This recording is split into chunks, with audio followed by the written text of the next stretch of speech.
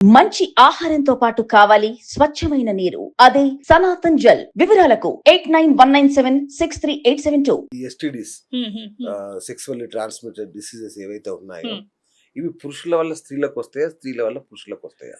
ఇది ఎవరి వల్లైనా ఎవరికన్నా రావచ్చండి. సెక్షువల్లీ ట్రాన్స్మిటెడ్ డిసీజ్ లో రకరకాల డిసీజెస్ ఉన్నాయి. అందులో హెచ్ఐవి అందరికీ బాగా తెలిసిన disease.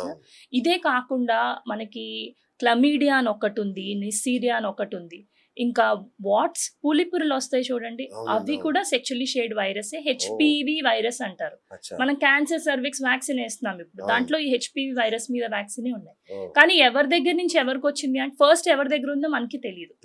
Most of the times ఈ viral infections, especially sexually shade infections asymptomatic, అంటే ఎటువంటి సిమ్టమ్స్ లేకుండా ఉంటాయి. కానీ కొంతమందికి మాత్రం జెనైటల్ ఏరియా అంటే వల్వా, యూరిన్ చేసే ఏరియా దగ్గర, లెగ్స్ మధ్యలో స్పేస్ లో ఉన్న స్పేస్ లో ఆడవాళ్ళకి అల్సర్స్ లాగా, చిన్న చిన్న అల్సర్స్ లాగా చాలా వచ్చినాయి అంటే దాన్ని హెచ్ఎస్వి ఇన్ఫెక్షన్ అంటాం, herpes simplex infection. So multiple small చిన్నవి చాలా కురుపులు ముట్టుకుంటే అసలు భరించలేనంత పెయిన్, అంటే వాళ్ళు యూరిన్ వెళ్ళేటప్పుడు కూడా ఆ నీళ్లు ఫాసెట్ తో వేసుకుంటున్న టైంలో కూడా భరించలేనంత సివియర్ పెయిన్ ఉంది అంటే అది హెర్పెస్ సింప్లెక్స్ ఇన్ఫెక్షన్.